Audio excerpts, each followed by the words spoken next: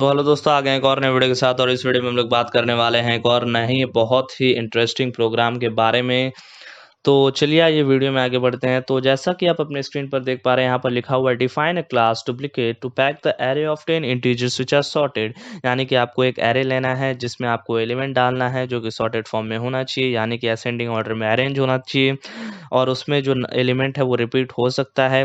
और यहाँ पर क्या लिखा है, the resultant array should contain each element once, the output should be 1 2 3 4 5 6। यानी कि यहाँ पर जो आप एलिमेंट डालेंगे अपने एरे में, इनपुट करेंगे, और जो उसका आउटपुट आने वाला है वो कुछ इस तरह का आएगा कि उसमें अगर कोई दो एलिमेंट है तो वो सिर्फ एक ही बार ही लिखा जाएगा, यानी कि कोई भी एलिमेंट रिपीट नहीं होगा और असेंडिंग ऑर्डर में ही अरेंज रहेगा। Some of the member of the class are given below.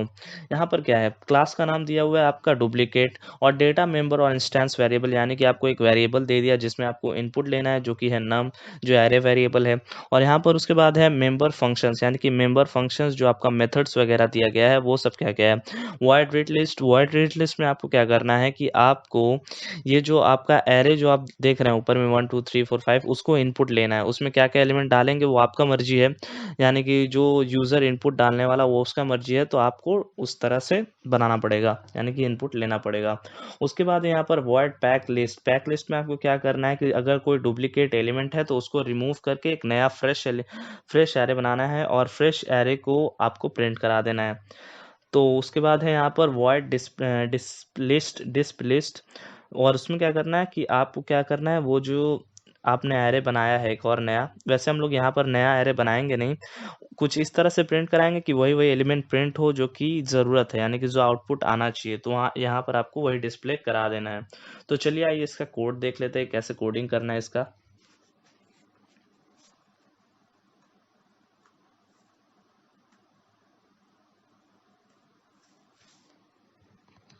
तो यहाँ पर आप देख पा रहे हैं पैकेज बना है मेथड्स के नाम पे और इंपोर्ट करा लिया गया java.util.star।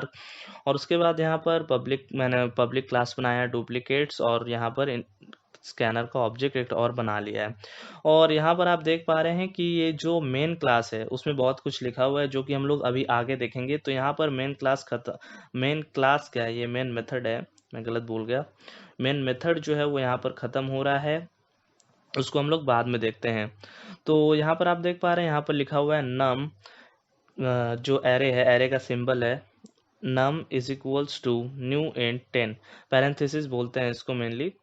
और तो यहाँ पर क्या किया गया है, यहाँ पर आपका जो नम नाम का जो एक वेरिएबल है, एरे वेरिएबल, उसको क्या किया गया है, 10 एलिमेंट्स के लिए इनिशियलाइज कर दिया गया, यानी कि आप मैक्स टू मैक्स इसमें 10 ही एलिमेंट्स डाल सकते हैं। आपके 10 एलिमेंट्स के लिए इसमें जगह बना दिया गया है और इसको इनिशियलाइज कर दिया गया है। उसके बाद है यहाँ पर n, और n है वो वेरिएबल जिसमें आपका नंबर ऑफ एलिमेंट्स दिलाएगा कि आप कितना नंबर ऑफ एलिमेंट्स इनपुट डालना चाहते हैं, 4 डालना चाहते हैं, 5 डालना चाहते हैं, 6 डालना चाहते हैं, वही आपका यहाँ पर इनपुट दिलाएगा। उसके बाद क्या है, यहाँ पर वॉइड रीड लिस्ट में मैंने लिया है एक वेरिएबल जो कि n ऊपर में मैंने आप लोगों को बताया, वही को इनपुट कराने वाले हैं, यानी कि कितना नंबर ऑफ एलिमेंट्स आपको एरे में डालना है वही इनपुट कराना है। यहाँ पर ये आप देख पा रहे हैं n is equals to S C dot next int. उसके बाद यहाँ पर मैसेज दे दिया enter array in sorted form, और यहाँ पर एरे को भी इनपुट में ले लिया गया। और यहाँ पर आपका ये रीड लिस्ट वाला मेथड खत्म हो रहा है। तो चलिए ये पैक लिस्ट वाला देख लेते हैं। पैक लिस्ट में अभी बताया ही मैंने आपको क्या करना है, आपको डुप्लीकेट जो जो एलिमेंट है उसको निकाल देना है। तो चलिए एग्जाम्पल के तौर पे वो ले लेते हैं, एक सेकेंड। अच्छा रुक जाइए। तो यहाँ पर क्या हो रहा है, यहाँ पर लिखा है for I is equals to 0, I less than L, I plus plus. तो यहाँ पर एग्जाम्पल के तौर पे मैं यहाँ पर लिख दे रहा हूँ कि क्या क्या है। 1 था, 2 2 3 4 5 6, तो इसको 3 को भी एक और बार ले ही लेते हैं।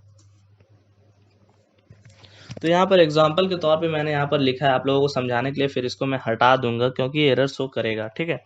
तो ये जो आपका देख पा रहे हैं 1 2 2 3 3 4 5 जो आप देख पा रहे हैं वो एक एग्जांपल के तौर पे, वो लिखना नहीं है, ठीक है? वो मैंने एग्जांपल के लिए आपको यहाँ पर लिखा हुआ है ताकि मैं आप लोगों को समझा सकूँ। तो यहाँ पर हो क्या रहा है, यहाँ पर एक फॉर लूप चल रहा है जो कि 0 से स्टार्ट हो रहा है और लेस देन n तक जा रहा है और i प्लस प्लस होते चला जा रहा है। और उसी के अंदर यानी कि ये वाला एक आउटर लूप है और उसके अंदर है j, जो कि j is equals to i का जो वैल्यू रहेगा वहां से स्टार्ट होगा और लेस देन n यानी कि n से n-1 तक चलेगा और j प्लस प्लस होता रहेगा और उसके अंदर कुछ स्टेटमेंट लिखे हुए हैं। तो मैं आप लोगों को इसका मतलब समझा देता हूँ कि यहाँ पर क्या-क्या लिखा गया और क्या किस तरह से काम करने वाला है। तो सबसे पहले जब i का वैल्यू 0 होता है तो j का भी वैल्यू 0 होता है और j less than l j plus plus, यानी कि जब j का वैल्यू 0 होता है तो यहाँ पर कंडीशन देखिए, if num i not is equals to num j, यानी कि आपका जो i पे जो मतलब i इंडेक्स पे आपका जो num वेरिएबल में एलिमेंट प्रेजेंट है वो अगर बराबर नहीं होता है j के, तो ये अंदर वाला स्टेटमेंट रन करेगा। लेकिन यहाँ पर बराबर हो जा रहा है तो फिर j का वैल्यू क्या हो जाएगा, प्लस i का वैल्यू 0 और j का भी वैल्यू 0, तो 0 पोजीशन पे आपका 1 ही प्रेजेंट है तो 1 तो 1 के बराबर ही होगा ना, तो ये वाला कंडीशन फॉल्स हो जा रहा है। तो फिर j का वैल्यू क्या हो रहा है, +1। तो i का वैल्यू 0 के करस्पॉन्डेंस आपका j का वैल्यू जो हो रहा है वो 1 हो जा रहा है। उसके बाद क्या चेक कर रहा है, num i not is equal to j। num i यानी कि जो ith इंडेक्स यानी कि 0th इंडेक्स है वो अगर नॉट इक्वल है फर्स्ट इंडेक्स के, तो आपको क्या करना है कि f का वैल्यू एक प्लस प्लस कर देना। ऊपर में वेरिएबल जो लिखा हुआ था वहां पर j इज इक्वल टू 0 और यहाँ पर आप देख पा रहे हैं यहाँ पर j is equal to 0, f is equal to 0 से इनिशियलाइज किया गया वेरिएबल है, वही अभी हम लोग यहाँ पर यूज करने वाले हैं। तो यहाँ पर क्या हो रहा है कि अगर ये वाला कंडीशन ट्रू हो रहा है तो f का वैल्यू एक बढ़ा दे रहा है, यानी कि 0 था तो 0 से बढ़कर वैल्यू f का कितना हो जा रहा है, 1। तो उस वाले इंडेक्स पे स्टोर कर ले रहा है 2 को, नम j का वैल्यू अभी कितना हो जाएगा, j का वैल्यू हो जाएगा अभी 1, क्योंकि j प्लस प्लस किया गया। और उसके बाद क्या किया गया कि यहाँ पर i is equal to j-1 कर दिया गया। j-1 क्यों कर दिया गया, j-1 इसलिए कर दिया गया क्योंकि जब आपका ये वाला लूप यानी कि j-1 करने पे आपका i का वैल्यू हो गया 1 नहीं, यहाँ पर 0 हो गया। उसके बाद ब्रेक कर दिया गया। ब्रेक करने से क्या हुआ कि आपका ये फॉर लूप जो j वाला है वो बंद हो गया। फिर जब घूम कर गया तो i का वैल्यू एक और बढ़ाया, j-1 था तो अब क्या हो गया, j-1 था फिर +1 किया गया तो क्या हो गया, j के बराबर ही हो गया वैल्यू, यानी कि i का वैल्यू j हो गया और j का वैल्यू i के बराबर, यानी कि अभी दोनों का ही वैल्यू क्या हो जा रहा है, 1 हो जा रहा है। फिर उसके बाद चेक कर रहा है कि नॉट इज इक्वल्स टू आ रहा है तो नहीं आ रहा है, 2 के बराबर ही है। फिर उसके बाद क्या हो रहा है, j का वैल्यू एक और बढ़ रहा है, यानी कि सेकंड पोजीशन पे आ रहा है, थर्ड पोजीशन पे आ रहा है। थर्ड पोजीशन पे आने पे चेक कर रहा है कि ये वाला कंडीशन क्या ट्रू हो रहा है, नहीं हो रहा है। फिर उसके बाद क्या हो रहा है, फोर्थ पोजीशन पे आ रहा है, फोर्थ पोजीशन पे ये कंडीशन ट्रू हो जा रहा है तो फिर f का वैल्यू एक और बढ़ा देगा और उसके हिसाब से ही रिप्लेसमेंट कर देगा, यानी कि ये आपका जो थर्ड पोजीशन है यानी कि इंडेक्स आपका जो सेकंड इंडेक्स है वहां पर आपका स्टोर कर देगा 3। तो यहाँ पर 0 वाला इंडेक्स को हमने कुछ नहीं किया, 0 वाले इंडेक्स पे जो था वो 1 रह ही गया।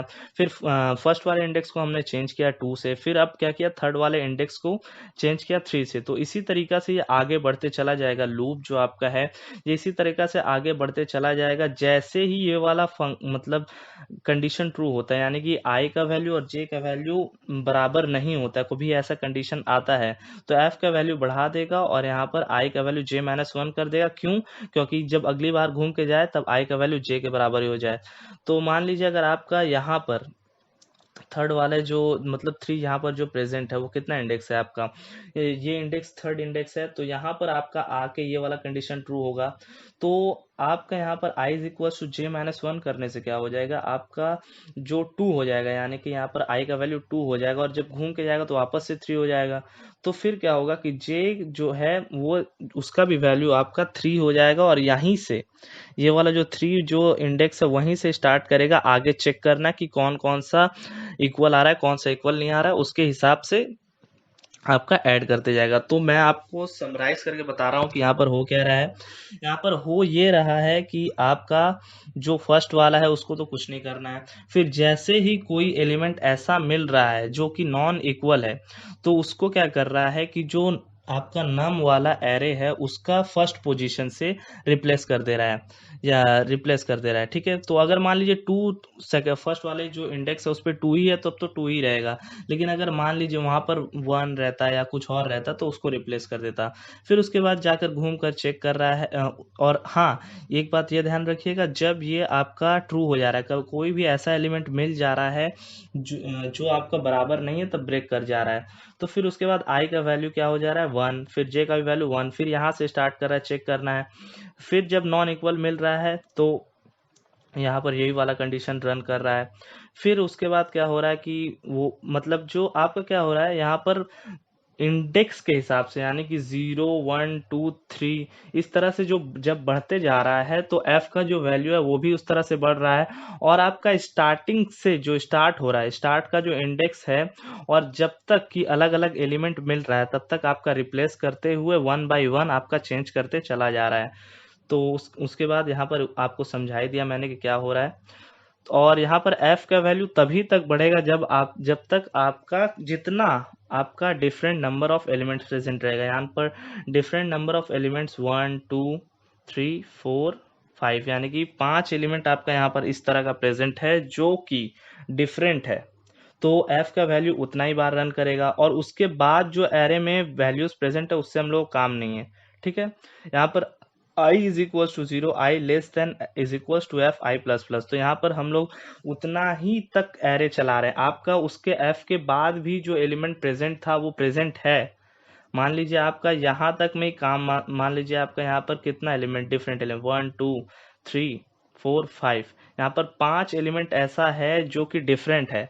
तो 1 2 3 4 5, यानी कि यहाँ तक आएगा, वहां पर आपका पूरा एकदम करेक्ट, यानी कि जो एलिमेंट है वो प्रेजेंट नहीं रहेगा। मतलब क्या बोल रहा हूँ मैं, जो एलिमेंट है आपका जो रिपीट नहीं होगा, यानी कि 1 2 3 4 5 यहाँ तक आ जाएगा, 3 तक खत्म हो जाएगा, और आपका ये जो बाद वाला वैल्यू उसको छेड़खानी नहीं करेगा। उसके बाद क्या होगा कि आपका प्रिंट करा देगा उतना ही इंडेक्स तक जहां तक कि आपका सिंगल सिंगल वैल्यूज स्टोर किया गया है, जो कि f में f बढ़ा था उसी हिसाब से प्रिंट कराया गया है यहाँ पर वही, ठीक है।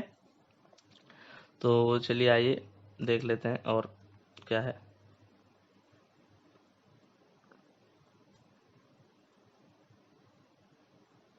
एक सेकेंड।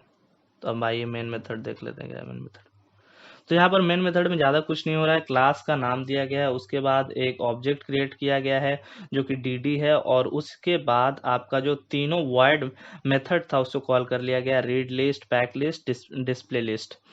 तो चलिए अब आइए जो मैंने एग्जांपल दिया था उसको रिमूव कर देते हैं, नहीं तो एरर दिखा देगा।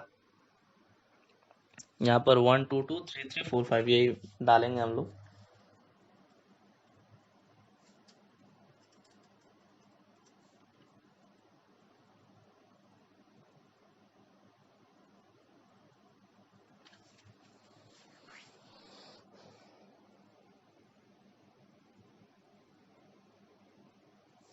तो यहाँ पर चलिए कितना नंबर ऑफ एलिमेंट्स था वहाँ पर 7 नंबर ऑफ एलिमेंट्स था।